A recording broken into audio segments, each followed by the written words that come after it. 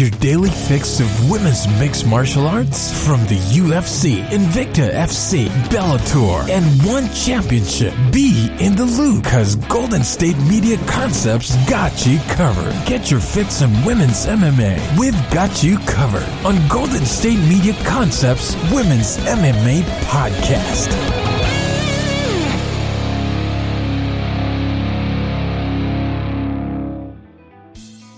Thank you for tuning into the GSMC Women's MMA Podcast, brought to you by the GSMC Podcast Network. I am your host, Arnel De Leon, and hopefully you are doing well for yourself. You, your friends, your family, whether you live in the States or internationally, I hope you're doing well for yourself during a time of major uncertainty. So 2020 right now, it's coming to a close. I think I saw somewhere on Twitter that someone said we're going through the worst 2 months of the past year. But then again, it always feels like it keeps stacking and stacking up. I still remember, end of March, we were like, you know what, things will get better. End of May, things will get better. My birthday was last week, by the way, so yay me, my birthday was really awesome. So I like to think that things are kind of improving, that things are heading towards a little bit of a positive direction. Currently I'm in the process of moving right now, and things are getting a wee bit difficult because the place I'm moving into, it's going through like plumbing right now, like plumbing issues and tile issues right now, and so like my landlord/landlady doesn't want me to officially move in there until things are cleared up. So I'm just still waiting. I'm supposed to move in there today, but because of some complications, I was supposed to move there tomorrow, and then the next day, and the next day, just things. You know what? I want stability. I want the year of 2020 to have some stability, as in I want to know what exactly is going on. Just like the MMA fighters nowadays who compete for UFC, Bellator, BKFC, generally anybody wants to have a future that they can foresee at the very least, so they're not blindsided or this level of indecisiveness going on. But yeah, this past birthday, me and my friends went to a Buffalo Wild Wings because I don't know how it is with your cities, your counties, your states, but where I currently reside at right now, I reside in the Orange County area.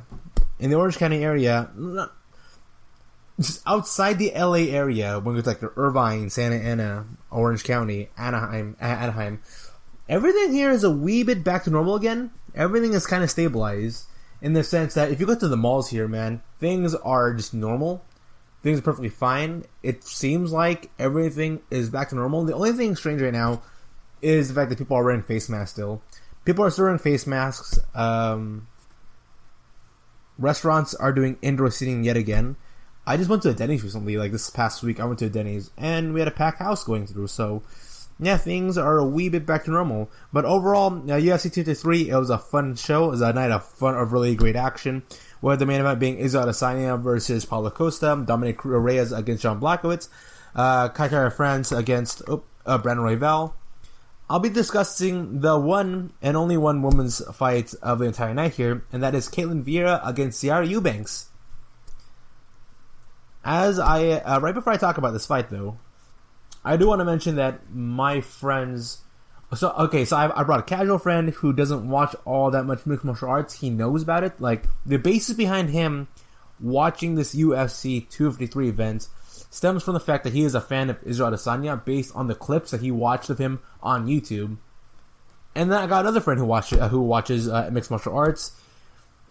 But for him, though, he says that he struggles mightily trying to keep up with women's mixed martial arts. And I asked him, hey, wait a minute, why can't you get into women's mixed martial arts? Because among my three friends here, I was the only one who cared about the Caitlin Vieira Ciara Eubanks fight. And I was discussing with a friend. Okay, so my casual friend, the reason why he didn't care about this fight was because he just didn't know what the story was. He didn't know what the story was of Ciara Eubanks. He doesn't know what's up with Caitlin Vieira. And then my other friend says, well, after Ronda Rousey left, I really don't care about that much about women's mixed martial arts. Like, I know Amanda Nunes is a great fighter, but I haven't really seen Amanda Nunes fights. And so I asked him, hey, why can't you get into women's mixed martial arts? And then he told me reasonings that were the same as for the reasons why he didn't care about flyweight and bantamweight and featherweight divisions in the men's circle. It's because he says, well, you kind of know what to expect off these fights. And what he meant by that was because he knew that most of these fights ended by decision. And to be perfectly honest with you, if you look at the strawweight division, very few women in that division are capable of winning a fight via knockout or submission. Like, most women's fights end by decision. Most flyweight, like Demetrius Johnson. Demetrius Johnson is a great fighter. But my friend says, okay, I love Demetrius Johnson. He's a great fighter, but oh my goodness, his fights can get really boring. And that same logic applies towards Caitlin Vieira and Sarah Eubanks. The reason why he was very amped for Israel Adesanya versus Paulo Costa, even though many people went into that fight expecting it to be a decision, he was more excited for that fight than any other women's mixed martial arts fight out there, because there was an element of surprise there, in the sense that if it ended by knockout, he wouldn't be surprised. If a fight ended by submission, he'd be like, oh, I wouldn't be surprised. If it ended by a decision, he wouldn't be surprised. Like, it was very possible that for the Adesanya versus Paulo Costa fight, the fight could end in 3 different ways. For the women's bantamweight fight between Caitlin Vieira and Sarah Eubanks, immediately my friend was like, alright, so I don't really watch women's mixed martial arts because I already have a good idea of where the fight's going to end up. Like, even though I know all the women's fighters are all talented, they're really good and stuff, I know that this fight's going to end by decision. And here's a sad reality. Here's a sad, sad truth. In that, when you compare the women's fights compared to the men's fights, it's very likely that the women's fights are going to end by decision. And I don't mind fights that end by decision. Like Weili Zhang versus Joanna Jędrzejczyk, like all of Rose Namajunas' fights, Stolienko against Verzosa, those fights end by decision. But they're still fun because I'm the type of fan who's into that stuff. Whether the fight ends by decision, whether the fight ends by KO, whether the fight ends by submission, I can tell whether or not I enjoy the fights. Like, I'm at the point now, like, would I like it if all my fights weren't, like, boring? Like, here's the thing. Hakeem Dawood versus Zubair Tukhugov. That fight, to me, was really boring, okay? And Dawood and Tukhugov, that fight to me was very boring. My friends saw Dawood versus Tukhugov the same way they saw Vieira versus Eubanks. And here's the thing. It was both a bantamweight fight and a featherweight fight. And then we go to the flyweight fight. The flyweight fight between Kai Kara France versus Brandon Royval. That woke them up. Because to them, they're like, okay, these two guys are going out there and they're just trying to knock each other out. Alright then. Okay.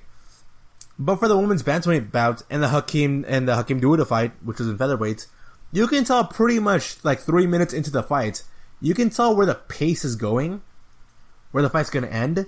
And my friend immediately, even just 1 minute into the women's MMA fight, he was like, this fight's going to go by decision.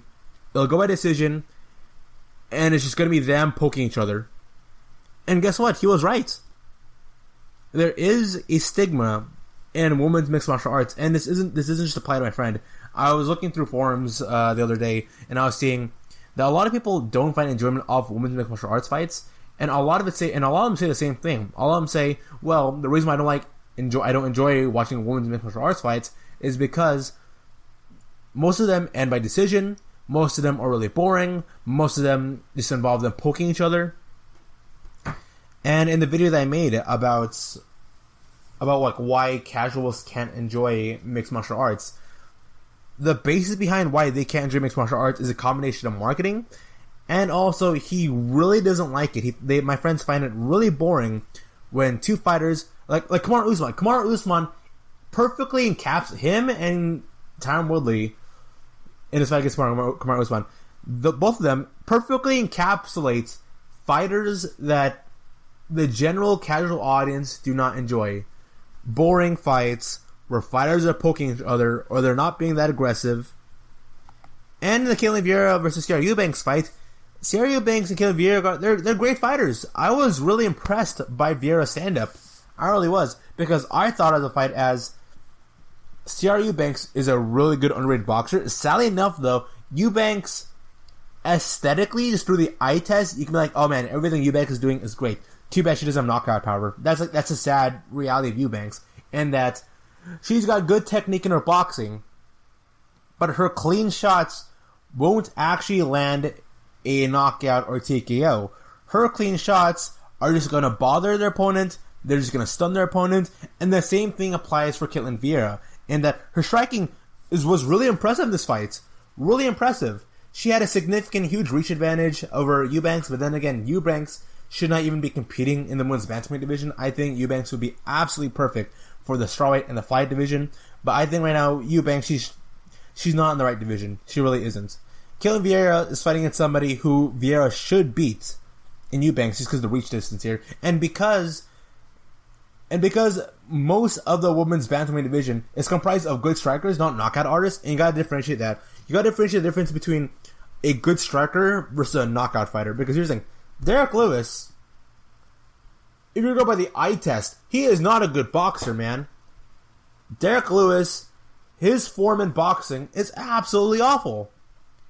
It's atrocious. But the dude can knock you out, can he? Stipe Miocic versus Francis Ngannou. That fight proved that Francis Ngannou's boxing just doesn't held up in a technical aspect compared to Stipe Miocic. And the same thing could be said about Jean Blachowicz and Dominic Reyes. Dominic Reyes obviously is a better boxer, more of a better technical boxer, better footwork than Jean Blachowicz. Jean Blachowicz, man, once he catches you, man, you're done. You're done. And in this scenario here, where you got two fighters who are fighting the stand-up here, Ketlen Vieira, I was really impressed by Vieira's striking. I was incredibly impressed of Sarah Eubanks able to defend herself. Let me give the fight stats here. Even though Ketlen Vieira won the fight by unanimous decision, though, the fight stats make it very, very close. Vieira landed 93 out of 203 strikes, 46%. She landed 68 out of 171 strikes, 40%, and landed 2 of 5 takedowns. Compare that to Sarah Eubanks, who landed 72 of 152 total strikes, 47%, and 69 of 149 significant strikes, 0 of 1 takedowns. And so, the only statistical advantage Sarah Eubanks had over Ketlen Vieira was the fact that she landed just one more +1 significant strike over Ketlen Vieira. And in the first round, it really did look like Sarah Eubanks was going to go and control the fight. I thought Sarah Eubanks, she's going to go pressure forward, and she's going to go press on Ketlen Vieira, because Ketlen Vieira's advantage is as it pertains to fighting outside the pocket. Vieira focuses on poking the opponent outside the pocket through long jabs, through long hooks, and if their opponent comes inside, she's going to go shoot him for a double leg takedown. That's how it is.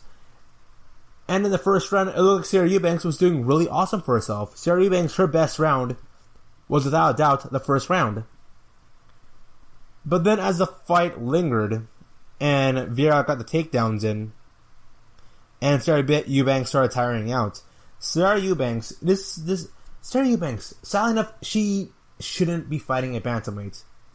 She really shouldn't. She has a huge physical advantage over opponents who are a lot more smaller than her, or especially at strawweight. I can imagine Eubanks. Eubanks is small enough to be able to compete at an anime division, if an anime division even existed. I still remember the hype, the hype previews over this, where people were saying this really was a David versus Goliath fight, because Sarah Eubanks had 7-inch reach advantage, a 7-inch reach disadvantage over Ketlen Vieira, and it was very obvious.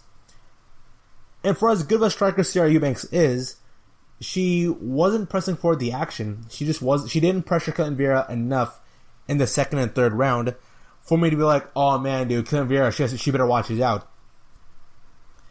And that does bother me about Sarah Eubanks. It really does. Because with the way how she's fighting, she seems like the type of fighter that she gets close to you, man, she can knock you out, but she doesn't knock out anybody. She just pressures people and hits them really hard. And I think that is one issue that's happening right now in women's mixed martial arts. Even in the Angela Hill versus Michelle Waterson fight, Angela Hill is a striker, but Angela Hill ain't knocking you out. Claudia Cadella can strike, but she ain't knocking you out. Same thing for Yan Xunan. So I am happy to announce that Ketlen Vieira ended up defeating Sarah Eubanks after 3 rounds of action via unanimous decision. Impressive performance there by Ketlen Vieira. Impressive performance by Sarah Eubanks. I would like if Eubanks competed at a lighter division. And for Ketlen Vieira, sadly enough, I'm just going to tell you right now, Ketlen Vieira isn't going to appeal to a large audience. She's a great fighter. Really good. Her grappling needs some work. Her striking definitely needs some work. But they're in the lower half of the rankings in the women's bantamweight division. There needs to be some works there, but sadly, this fight did not impress my friends. It didn't get them more motivated to go and watch out for more women's mixed martial arts fights.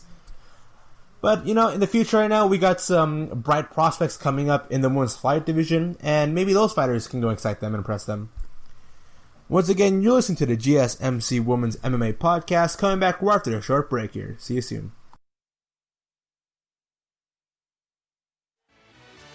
Check out the show that's built on the MMA. From the UFC to extreme cage fighting, they got the fights covered. Check out the GSMC MMA podcast. Get the latest news on past or upcoming fights. Join us as we talk to and about some of the biggest names in the MMA, past, present, and future. When it's the fight game, there's just one show to check out. GSMCpodcast.com/MMA-podcast. Don't forget to like them on Facebook and follow them on Twitter. Visit GSMCpodcast.com for more info.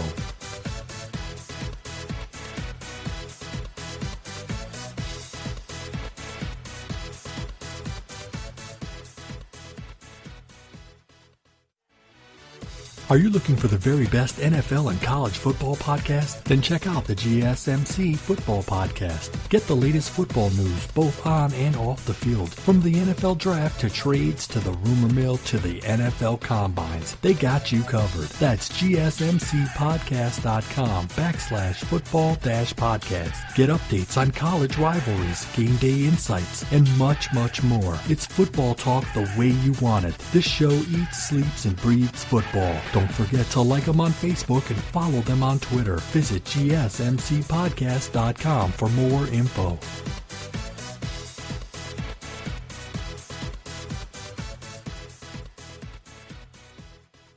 And we are back. Once again, you're listening to the GSMC Women's MMA Podcast.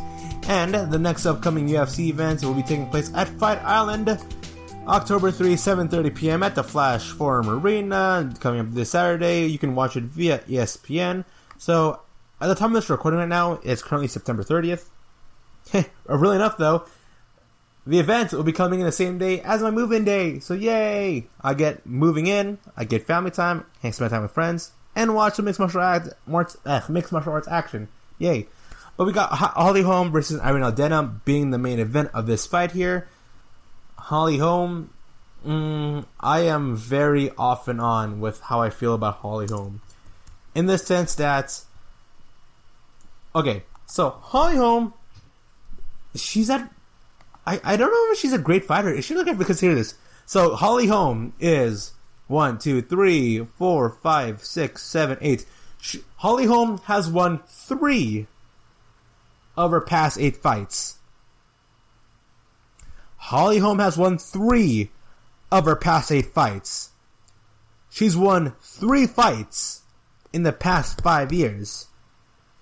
Alright then. She defeated Raquel Pennington. Good. Good honor for beating Raquel Pennington. Alright. That's fine. But Raquel Pennington right now is 2-5. Is 2-3 in her past 5 fights.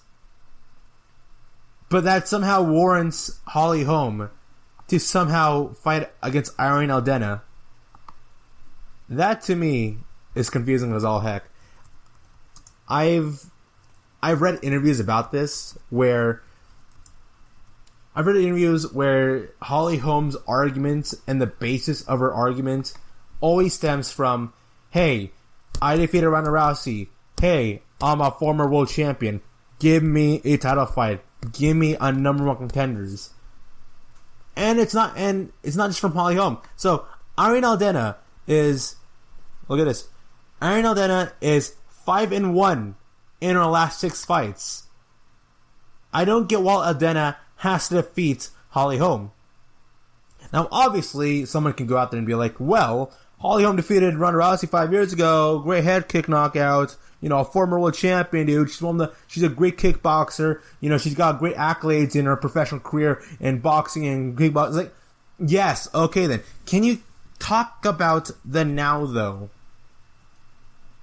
Can you talk about the now? Because I'm so bothered whenever I see fighters who are placed in positions that they really shouldn't be in after coming off losses, Or, to be honest, I am just not, I really don't like fighters who are being placed on a pedestal despite not accomplishing anything recently, or whose series of accomplishments haven't really been all that recent. For instance, Nick Diaz.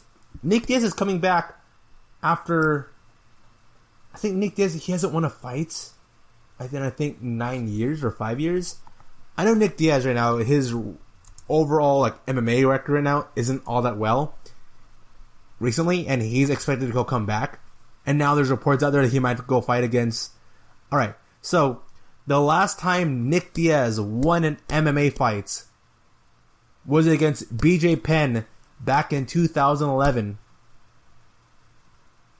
9 years ago.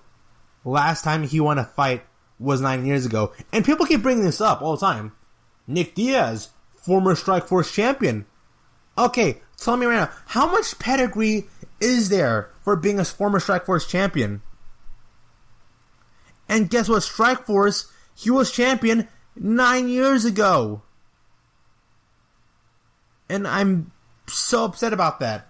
I am really upset. I absolutely do not like it. I just don't like it when fighters bring up past accolades as their reference points as to why they should be in a certain position in the current setting. I understand Holly Holm's position. I definitely do. Alright, Holly Holm is like, okay, the UFC and personality and some people out there in the media, they still place me at a high pedestal, so I guess I just have to run with it. Because Holly Holm has to run with it.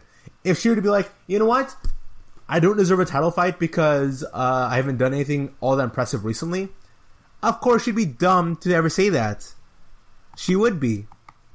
And so now she'll be fighting against Ariane Aldana here. And is coming in by MMAJunkie.com. Ariane Aldana aims to give Amanda Nunes a fresh option by beating Holly Holm at UFC on ESPN 16. This is being written in by Mike Bone. The major criticism of Amanda Nunes' reign as UFC featherweight and bantamweight champion, if you can point to one, is simply a lack of fresh and exciting competition challenge for her belts. Ariane Aldana hopes to change the narrative by beating Holly Holm on Saturday in the UFC and ESPN 16 main event. Ariane Aldana, who is 13-5, 6-5 in her UFC career, has been making a charge up the women's bantamweight rankings as of late, and a win over former UFC champ Holly Holm, who is tall and 5 but 5-3 in the UFC, would do wonders for her resume. Nunes, who is 13-1, is currently scheduled to defend her featherweight title against Megan Anderson at UFC 255 in December, and Aldana wants to be a clear candidate for the fight after that at 135 pounds. I'm confident now, including MMA Junkie at Wednesday. Ariane Aldana told reporters, including MMA Junkie, at Wednesday's UFC and ESPN 16 Media Day. I haven't won the fight yet, but I'm confident now. I know I have the level, I know I have the skills, and I know I'm going to improve even more when I have the time, and I'm going to be ready for Amanda when it's time. We're going to give her good options at 135. We are not done yet. We are getting stronger, and the competition is getting bigger at 135. She can still be busy at 145, so whatever she wants to do. UFC and ESPN 16 will take place at the Flash Forum Arena in Yas Island. Aldana and Holm were originally supposed to headline UFC's August 1st event in Las Vegas, but Aldana contracted COVID-19 less than 2 weeks away, and the contest was postponed. It wasn't an easy time for her dealing with coronavirus, she said, but ultimately the Mexican fighter got through it. I had a really bad time with COVID, Aldana said.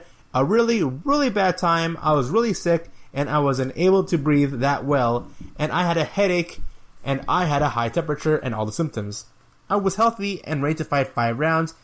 Then, with 1 week before I got sick, some people get confident because they're healthy, because they have no other sickness, but that's not true. We have to take care of ourselves and take care of others. It was hard. I spent 2 weeks having a really hard time with COVID. All of the coronavirus-related fight delay slowed the momentum of Aldana build during her breakthrough in 2019, where she closed with an upset knockout on Killian Vieira at UFC 245 to elevate her into that matchup. It's been several months since then, but Aldana said she is still confident. 2019 was a really busy year, and I fought 4 times in 8 months, and I learned a lot from that time, Aldana said. Winning or losing fights, I learned a lot. I evolved in that time really quickly. I feel like since that first fight in the UFC compared to the last fight, I changed a lot and learned a lot, and I fought one of the biggest challenges in the division in Caitlin, and it was a big one for me. So Caitlin Vieira will be... I can't believe it. So they are showing... So by the side of me, they're showing like Holly Holm head kicking Ronda Rousey again. Oh man, it gets ridiculous. It does. So Vieira, she seems excited for her matchup against Holly Holm. What does Holly Holm have to say? It's come by MMA Junkie, UFC ESPN 16 headliner. Holly Holm wants to retire with the title. So we're getting retirement talks already. There's also being written by Mike Bowen. Holly Holm still has the championship ambitions heading to Saturday's event. She's going to say that my goal is to have the title. Holm told reporters, I want to retire with the title. I'm truly a big believer in the fact that if you're not trying to fight for the title, what are you fighting for? If you're not trying to be number one, what are you fighting for? That's the difference between somebody who just wants a participation ribbon and a gold medal. I'm always going for gold. Holly Holm and Aldana meet in 135-pound main events. She's going to say that... this is... Holm said Aldana is an intriguing challenge for her and one she's expected to have quite some time. They were supposed to fight each other back in August 1, but because Aldana has been someone on the radar for a while. I have watched her a little bit. I don't watch a ton of other fighters in my division. I just focus on whoever I have in front of me. But sometimes there will be a fight where it's like, I may face this woman eventually. Irene is definitely being one of those fighters like, you know what? Her and I definitely are going to see each other in the octagon soon. So I've been watching. Although regaining the title is part of Holly Holm's grander plan, she says she's absolutely not looking past this fight. Simply scratching by Aldana won't be enough on Saturday, she said.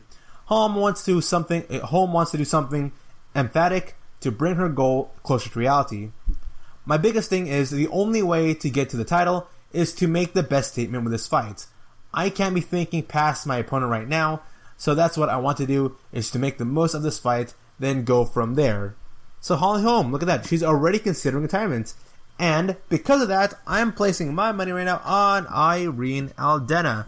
I think Aldana, there's a lot more momentum carrying for her compared to Holly Holm. Honestly, for Holly Holm, it feels like there is a sense of, well, Holly Holm, she's desperate for a win compared to Caitlin Vieira, who I think right now her recent string of victories is going to help propel her up in the rankings here. At this point in Holly Holm's career, it's hard for me to be all that confident in her. So I'm right now looking at the betting odds. And so, alright, so the betting odds is for Holly Holm minus 110 compared to Irene Aldana, who is also minus 110 as well. So pretty much, whether you bet on Holly Holm or you bet on Irene Aldana, right now, it seems like it's pretty much dead even. This is going to be an incredibly close fight. And I am shocked and surprised that the betting odds are as close as they are. Pretty much dead even for Aldana and Holly Holm. Personally, I'm going to choose Irene Aldana winning this fight. I believe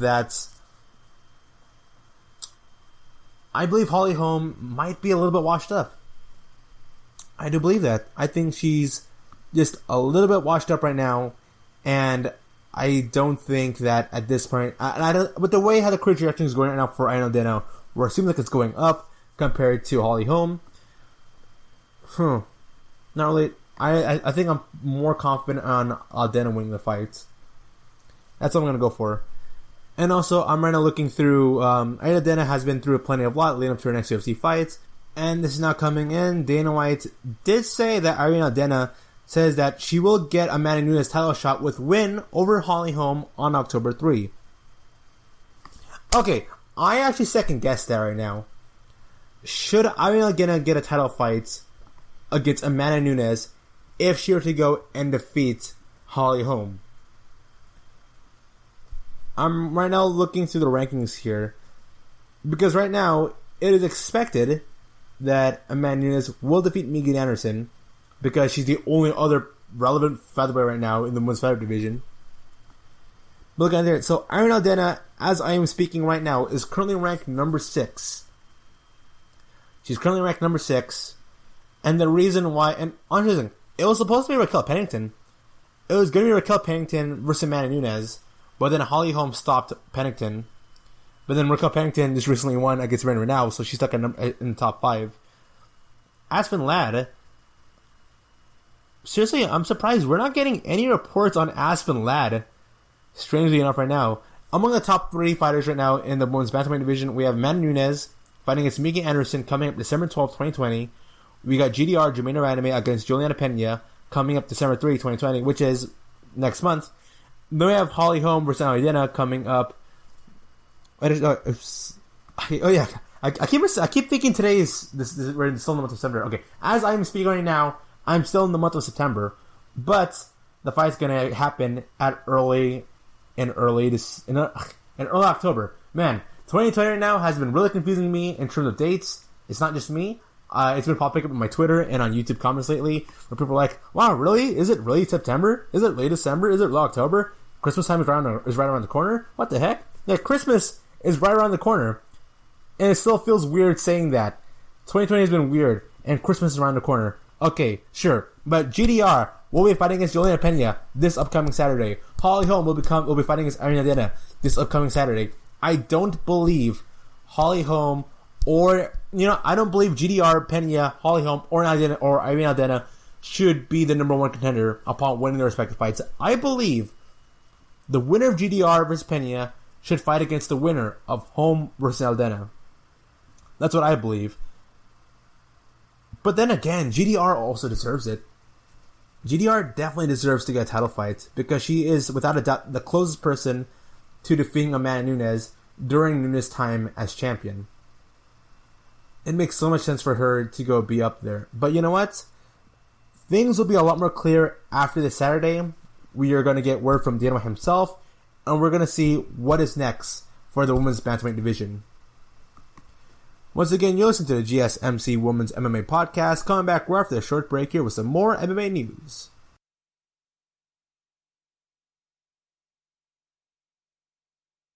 Tired of searching the vast jungle of podcasts? Now listen close and hear this out. There's a podcast network that covers just about everything that you've been searching. Hey! The Golden State Media Concepts Podcast Network is here. Nothing less than a podcast bliss with endless hours of podcast coverage. From news, sports, music, fashion, cooking, entertainment, fantasy, football, and so much more. So stop lurking around and go straight out to the Golden State Media Concepts Podcast Network. Guaranteed to fill that podcast itch. Whatever it may be. Visit us at www.gsmcpodcast.com. Follow us on Facebook and Twitter, and download us on iTunes, SoundCloud, and Google Play.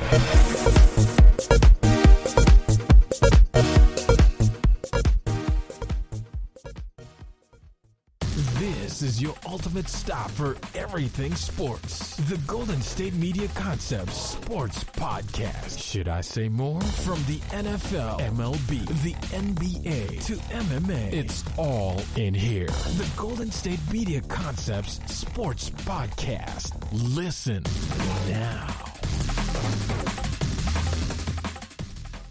And we are back. Welcome back to the news brief right here at the GSMC Women's MMA Podcast. So this is coming in by MMAJunkie.com. This upcoming Saturday, we have 2 major women's bantamweight bouts here. Any of these 4 women can become the next number contender for Amanda Nunes or Megan Anderson, because there's still a possibility that Megan Anderson might pull off the biggest upset of all time in defeating Nunes. It could happen. But it'll probably be Amanda Nunes who will still be the women's featherweight champion. Whatever. So, we have Holly Holm, Jermaine Raname, Juliana Pena, and Irene Aldana. Those are the 4 women who are expected to go fight against Amanda Nunes for Nunes' bantamweight title. We still don't know what's going on with the featherweight division.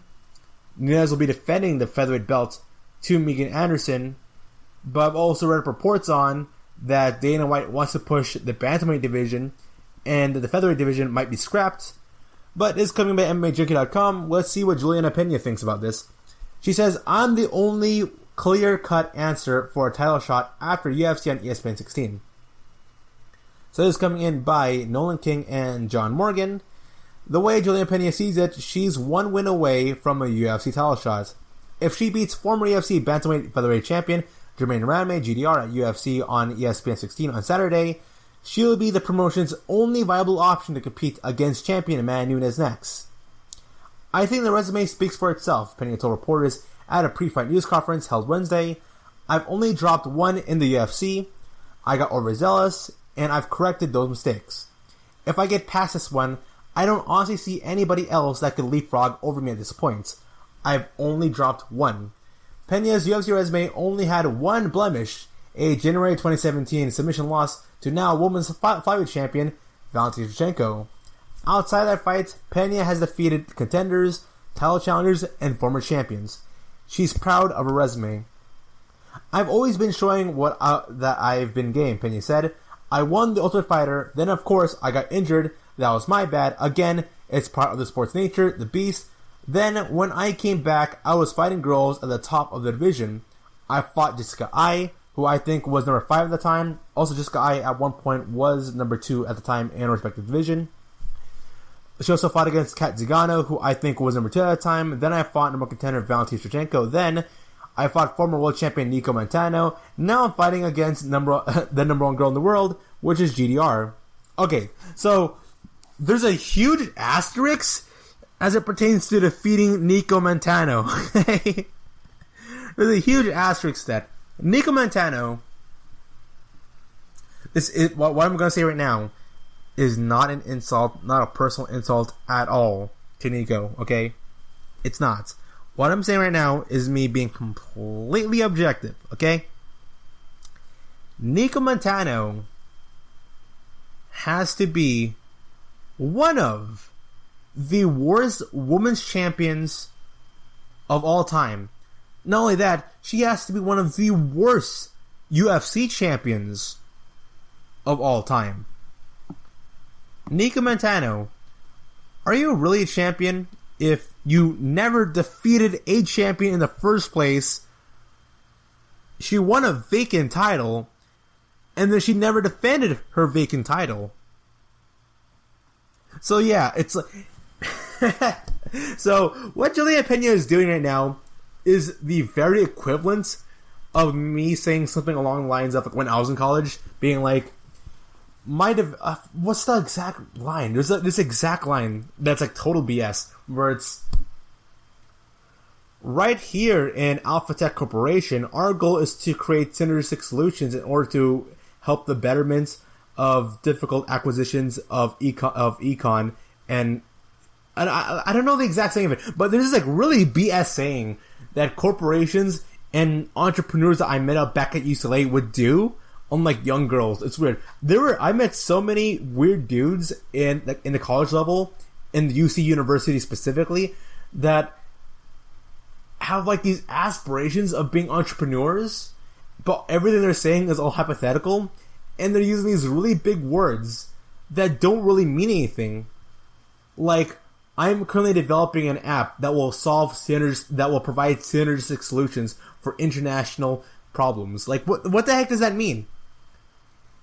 But they don't know what the app is. They're just gonna say, like, I'm developing synergistic solutions. Like, if you're a person who says the words, I am developing synergistic solutions, nah, you're trying way too hard. You're acting as if you're going in for an interview, and you're hoping that your employer is an idiot, and you think they'll be dumb enough to be impressed by your usage of big, complicated words and sentences. I'll tell you right now, I have a monkey brain, alright? I have a monkey meathead brain, but my dumb monkey meathead brain is at least intelligent enough to understand when someone's BSing me. And so, Juliana Pena, she's not wrong. She's not wrong when she says, hey man, I defeat a former world champion. It was Nico Montano. Okay. It sounds so ridiculous. It sounds so ridiculous. Like, her saying that she defeated a former world champion, Nico Montano, is the equivalent of me, like, I used to box with a guy who was like 47-0 in boxing. Which is true. I did. I used to box with somebody who was 47-0 in boxing. But it was an amateur boxer, and I was boxing along with my coach's son, who was still developing, who was only 13 years old. But I can still say, hey man, I defeated this boxer who was undefeated. Yeah, he was undefeated in the amateur circuit. Okay, he's not even professional yet. Whatever. But there's an asterisk to that. There's a huge asterisk to that. And until Nico Montano gets her belt back or bumps herself up in the rankings again, then there's no way someone can ever say, I defeated Nico Montano, that's why I deserve a title fight. Like, no. Just no. So, given the landscape, that was my rant there. Just, no. That was my rant there on Nico Montano. And it's just ridiculous. Absolutely ridiculous. So, the article continues, given the landscape of the women's 135-pound division, Pena doesn't think any of the other contenders at the top of the rankings will be able to step in front of her should she beat GDR. That includes UFC on ESPN 16 headliner Ian Aldana, who takes on former UFC Women's Bantamweight Champion Holly Holm in Saturday's main events. Girls with lesser resumes than me have been fighting for the title and are going to be fighting for the titles, Pena said. Let's say in December, for example, I've been fighting in this division just as long as Amanda has. Again, God willing, I get past this fight, which is what I see. I'm the only option left. I think that I get it no matter what. That's the only thing that I see. So once again, this is all up in the air. It's all up in the air, and we're going to see what the result is after these four women step into the octagon in pairs. There's not going to be a fatal four-way. We're going to see what happens when what these four women can prove this Saturday. So while Juliana Pena, she believes she's a clear-cut answer, let's talk about GDR, Germaine de Randamie. What does she believe about herself and the current state of the women's bantamweight division going in this Saturday? So, this coming in by MMAfighting.com, GDR, Germaine de Randamie, thinks she's exposed Amanda Nunes at UFC 245. This is being written in by Alexander K. Lee. Germaine de Randamie feels she proved a lot in the 5 rounds she spent with the champ. The Dutch veteran lost a unanimous decision to Amanda Nunes in a bantamweight title fight at UFC 245 this past December. And though the scoreboards were decidedly on Nunes' favor, de Randamie doesn't think they told the whole story. It was Nunes' grappling that made the difference as she controlled the majority of the fights by grounding de Randamie, who is a late-level kickboxer.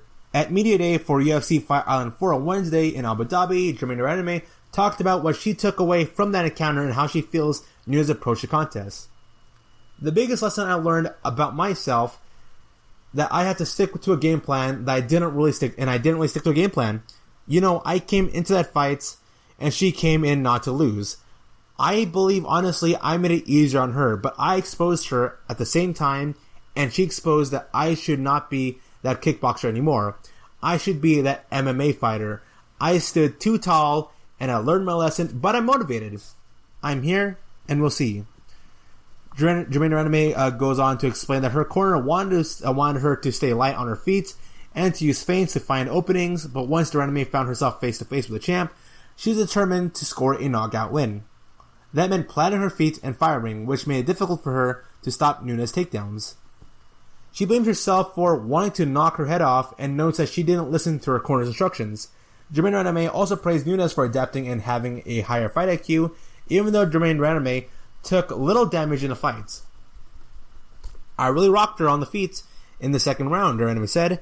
I made it fun in the first round, but I was never in any danger. I had no damage at all even after the fights.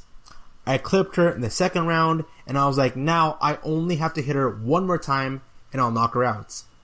I was too hungry. I stood straight up just like I did in my kickboxing days.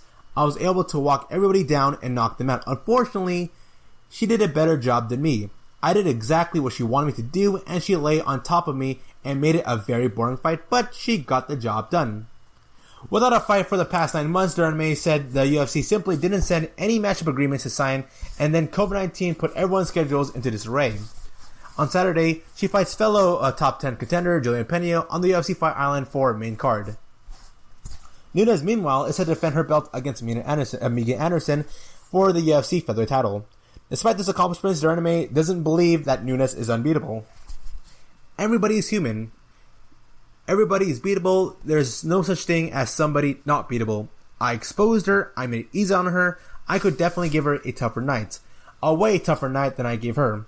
But like I said, she came to fight. She came after the second round, not to lose. That's a big difference between her and me. As for Nunes defending the featherweight belt next instead of defending the bantamweight title, de Randamie said that Nunes can do whatever she wants and that Nunes is guaranteed to be in the UFC Hall of Fame someday. GDR's upcoming fight with Pena appears to be a classic striker versus grappler matchup here on paper, but she goes on to say that doesn't necessarily mean the breakdown will be that simple. No, I'm not in trouble when she gets me off my feet, GDR said of Pena's wrestling. No, I'm not in trouble. Did you see the damage that Amanda did to me? No, she did not do no damage. Did she submit me? Did she submit me? No. This is a fight. Anything can happen. Maybe I submit her. That would be nice. Shut everybody up then. I promise. If I submit her, I'll do this. Everybody will be quiet. Anything can happen. This is a fight. She can knock me out. I mean, this is still fighting. If she catches me, this is still fighting. Anything can happen. It doesn't matter who I face. I fought the best, and they will all shoot on me. Every fight is the same. Even if I fight in the stand-up, even Holly Holm try to shoot on me, Amanda shoot on me, they will all shoot on me. So I fight every time the same fights. Alright then, so Pena's wrestling versus GDR's striking. Even though this is a fight, I agree with her, this is a fight game. Anything can happen in the fight game. Absolutely anything. For all we know, my friend joked about this with the Paulo Costa and Izzy fight. He said, like, for all we know, Paulo Costa can just dive on top of Izzy's neck and go for a guillotine choke in the next 5 seconds. That can definitely happen. Very unlikely to happen, but it can definitely happen. And for here, I believe this truly is... GDR has it harder than Holly Holm in her matchup. If GDR were to out-grapple, out-wrestle Pena, be able to sprawl, be able to defend the takedowns of Pena, then I believe GDR is in the absolute front of the line in terms of who should be fighting against Amanda Nunes. And I agree with GDR here. She kind of did expose Nunes. I can't recall a female fighter that outstruck Amanda Nunes in any round during Nunes' time as champion. The only woman to have done that was GDR. There was a lot of flack going towards Nunes' way, in the sense that Nunes, coming to the fight against GDR, was expected to knock her out. Look back at the betting odds. Look back at the previews. A lot of people expected Nunes to go knock out GDR, but instead, if there was anybody who had been knocked out, more likely it was going to be Nunes. It was that type of fight. Amanda Nunes, good on her. She slowly, no, I don't say slowly, she's developed the championship style of fighting where they're more focused on points accumulation and fighting very strategically instead of going for risks. For as much as me and many fight fans want to see champions try to fight fights and have, absolute victories by stoppages, via KO, TKO, submission, a lot of champions fight like how Amanda Nunes is fighting. And if GDR can handle the wrestling of Pena, then chances are GDR might be next in line against Nunes. Once again, you're listening to the GSMC Women's MMA Podcast. Coming back right after a short break here. See you soon.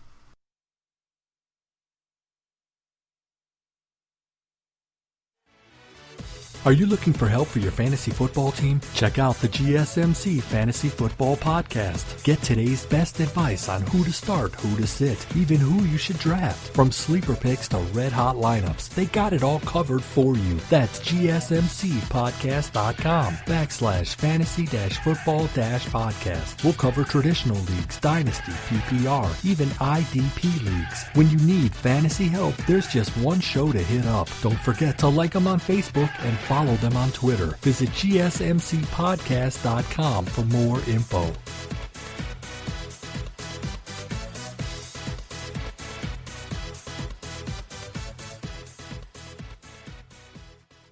And we are back. And so this is coming in right now, and apparently we've got a fighter being brought up to succeed in the women's divisions right now. We have here Frank Mir's daughter, Bella Mir. This is coming up by MMA Junkie. That Frank Mir's daughter, Bella Mir, is set for a pro MMA debut at the age of 17.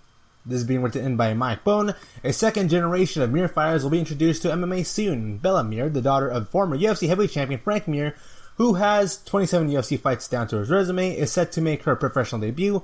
Bella has her first pro fight set for October, and she'll be just 17 years old.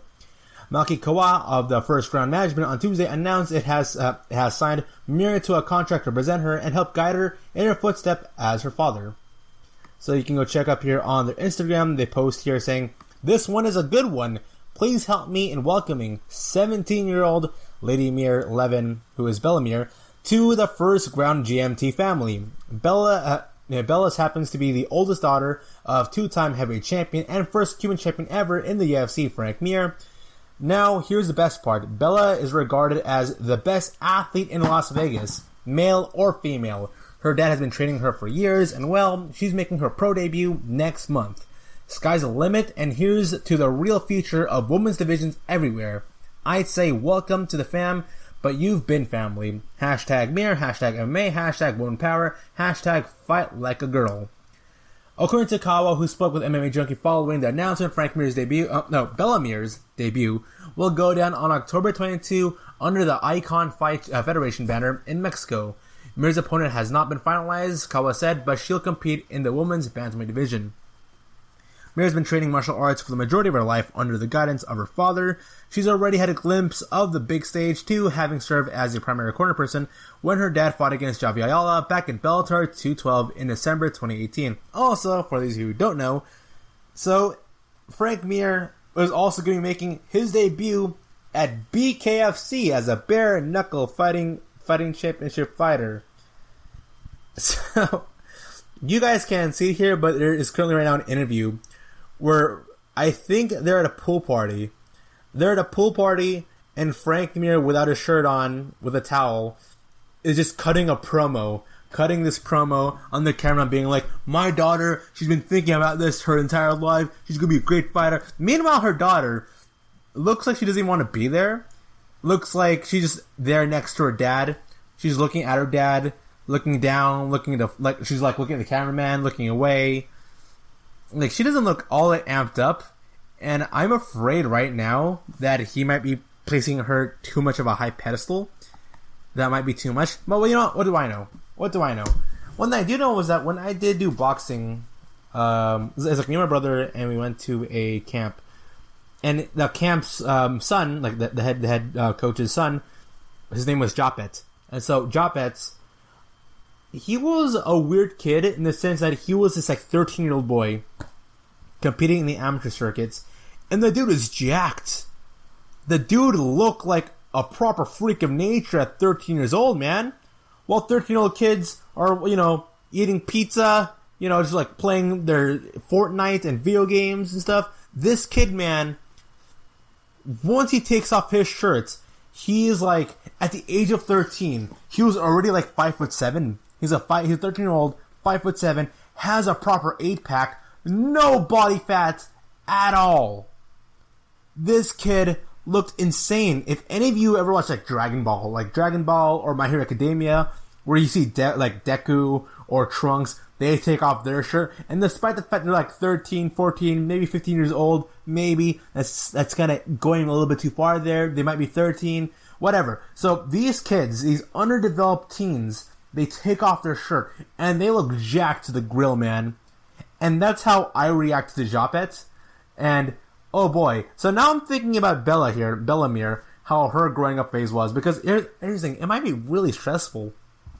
It might be incredibly stressful, having your parents be like a former professional fighter. Japet's trainer, his dad, was both his dad and also like his dad and his training partner and his mentor, his coach, his everything to him. And so, dang, I would not like to know what it's like to have this tiger parent who's really on you about sports. Because I'm looking at this interview right now, and Frank Mir is like, "Yeah, man, my daughter's all that great stuff. Like, she's the best. She's gonna change the division, all the other stuff." And Bella might as well just be anywhere. She looks like she would rather be anywhere else but next to her dad, doing this interview at this pool party they're currently at right now. And this kind of reminds me, now once again, this is Frank Mir. He's the dad. He can do whatever the heck he wants. It's his family. He gets to push his kids to be whatever he believes they should be. Whatever, that's on him. Okay, I grew up at an Asian household. I get it. Not in terms of sporting, but in terms of academia. But there was a movie that popped up on Netflix that I still believe has to be the most scariest movie I've ever seen. And it's called, it's not called Tiger Parenting, but the story pretty much is about tiger parenting, where it follows 3 families. And then you have these like super controlling parents who pretty much like their kids pretty much hate their parents by the end though, because they're spending all this money, they're putting them like extracurricular activities, they're just like being super good at sports. Was the priority academia? Whatever. You're gonna be a millionaire if you overachieve in sports. And I remember Brendan Schaub talked about it, where he was saying that for every young athlete out there, there's very, very, very, very few of them that end up being, an Eli Manning or Peyton Manning or a Tom Brady or LeBron James or Ronda Rousey. Like the AAU program. So I am a huge fan of basketball. I love basketball. I check up basketball news every day. This is when I check up every day. I check up new MMA news. What's going on? I follow a bunch of athletes' social medias, whether it be a fighter or a player or an analyst or a YouTuber who covers the sports. And in these AAU programs, there's like 24 kids. There's maybe like 24, 25, maybe stretching at 30 kids who are part of this like AAU program. And these are like the top 30 kids who are expected to be at the highest level in the in professional, like in the NBA. And among the 24 to 30 kids that get invited to this AAU camp, maybe 4 of them, maybe 4 or 5 of them, and these kids, these like 24 to 30 kids, these are the absolute best high school kids out there. And among the top high school recruits out there, only a handful of them actually ever end up being super successful. Only a small handful of them. Like, how many college teams are there? How many college teams are there in the NCAA who participate in the NCAA, who participate in Division 1? How many of them? There are a bunch of teams, there are a bunch of different conferences. We got like the Big East, we got the Big West, we got the Pac-12 here. And how many of them actually become major stars in the NBA level? Not that many. It's surprising that even like great prospects like Sage Northcutt, his MMA career is nothing really to write home about. Nothing really. And it bothers me because there's currently going on right now in the NBA Finals that the Miami Heat are in the finals against the Los Angeles Lakers. And if the Miami Heat were to defeat the Los Angeles Lakers, it would go down as the best team in the NBA did not win the championship. And I was thinking about that. I was thinking, only in other sporting events, but not in mixed martial arts, that someone can win the trophy, the championship, the ring, and they'll not be considered the best still. And in mixed martial arts, that's not the case, which is something I'm proud of. Because, here's the thing. Let's say Amanda Nunes were to fight, I don't know, like Megan Anderson, alright then? We all know Amanda Nunes is supposed to defeat Megan Anderson. Like, on paper, Nunes defeats Anderson. But let's say Megan Anderson were to defeat Nunes. She got super lucky. She goes for a high kick, and then a high kick surprisingly lands on Nunes, and she knocks out Nunes. If this were the NBA Twitter sphere, or the NBA fan, or the online fans, and National Basketball Association, baseball, football, they're all going to say the same thing. Amanda Nunes is still the best. But for us MMA fans, we can't say that. We're going to say that Amanda Nunes is great. We're going to say Amanda Nunes is the GOAT of women's mixed martial arts. We can say that Amanda Nunes definitely deserves to be in the Hall of Fame. She's, you can argue that she's part of the Mount Rushmore of mixed martial arts. But we're still going to say Megan Anderson is the best bantamweight or best featherweight champion in the world right now. We can still say that. We can still say that Megan Anderson is pound for pound the best women's fighter in all of mixed martial arts if she defeats Amanda Nunes. In MMA, there's not that much asterisks being thrown out there. Yes, there are asterisks like, eye pokes, low blows, that stuff happens. But that is expected. That is expected to happen in the world of sports. And so, going back to Bella Mir here. So, hopefully Bella Mir, she knows what she's doing. She has a passion for fighting. And this isn't just one person, like a dad, pushing her or pressuring her to become, this great fighter here. Because I don't want to see another tiger parenting story just like the ones I saw on Netflix. Sucks I can't remember what the actual name of the movie was. But hopefully this isn't the case like tiger parenting. And the future of her Bella Mir is all bright. And who knows, maybe Bella Mir might be a future world champion in some major sporting organization. Could be one championship, could be Bellator. She could follow Frank Mir in BKFC. She could be the next great UFC's woman champion. We don't know that. Only time can tell. And so before this podcast closes here, let me talk about what to expect in the coming months here. We have Valentina Shevchenko versus Jennifer Maia coming up on November 21st. Jennifer Maia, she defeated Joanne Calderwood, so she replaced Joanne Calderwood for being number one contender. So Maia is up next against Valentina Shevchenko. That's coming up 11/21/2020. We got Katlyn Chookagian against Jessica Andrade. That fight, wow, that to me is a must-watch fight. Proper David versus Goliath fight here between Chookagian, who should be competing at bantamweight, but she's competing at flyweight for some reason, and Jessica Andrade, who should be competing at atomweight, but there is no atomweight division. And then we have Cynthia Calvillo versus Lauren Murphy, and I'm all in for Calvillo, man. I believe, other than Jennifer Maia, Cynthia Calvillo, out of any other woman currently active right now in the women's fight division, is the one who is most likely to defeat Valentina Shevchenko. Remember, earlier this year, Cynthia Calvillo, she wasn't even ranked. Cynthia Calvillo, earlier this year, she wasn't even ranked. But she dominated a top-ranked contender in Jessica Ai, which propelled her from being unranked to being ranked number 3 in the women's fight division. And when you think about it, Cynthia Calvillo truly does have the perfect game. She's a great grappler. She's really good at boxing outside the pocket. She can do dirty boxing inside the pocket. She's got a great jiu-jitsu game. Her boxing and stand-up and her ground game is great. Her all-around game, I believe, is good enough for her to go compete somebody in the likes of Valentina Shevchenko. I'm all in on the hype train for Cynthia Calvillo. I believe she'll be the favorite going into her fight against Lauren Murphy. But then again, Cynthia Calvillo, this could be a great moment for her fighting Lauren Murphy. I think if Cynthia Calvillo defeats Lauren Murphy, it completely solidifies her into fighting Valentina Shevchenko or Jennifer Maia next in the women's fight division, or she fights against Katlyn Chookagian, who I am expected to see be the one to defeat Jessica Andrade. So Chookagian and Andrade, their fight's going to happen on October 17, 2020. Calvillo against Lauren Murphy will be October 24, 2020. And then, what else is happening? Oh, then we have Julia Robertson against Poliana Botelho coming up on October 17, 2020. And then Amanda Ribas versus Carla Esparza. Amanda Ribas is not ranked, and she's fighting somebody like Carla Esparza, who pretty much is stuck at Gatekeeper, okay? Then, Carla Esparza needs to go on this insane winning streak in order for her to go and, wow, I feel bad for Carla Esparza.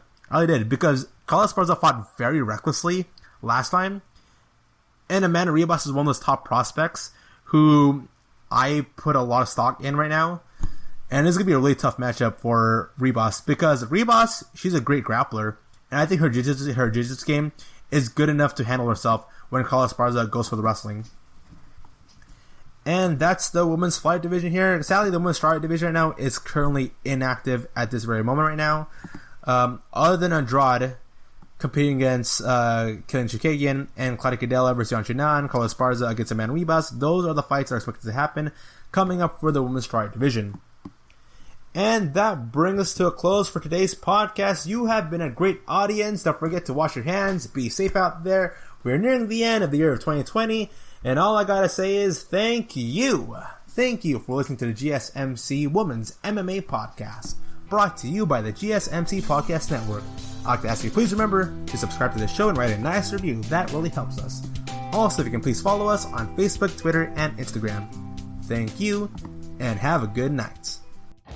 You've been listening to the Golden State Media Concepts Women's Mixed Martial Arts Podcast, part of the Golden State Media Concepts Podcast Network. You can find this show and others like it at www.gsmcpodcast.com. Download our podcast on iTunes, Stitcher, SoundCloud, and Google Play. Just type in GSMC to find all the shows from the Golden State Media Concepts Podcast Network, from movies to music, from sports to entertainment, and even weird news. You can also follow us on Twitter and on Facebook. Thank you, and we hope you have enjoyed today's program.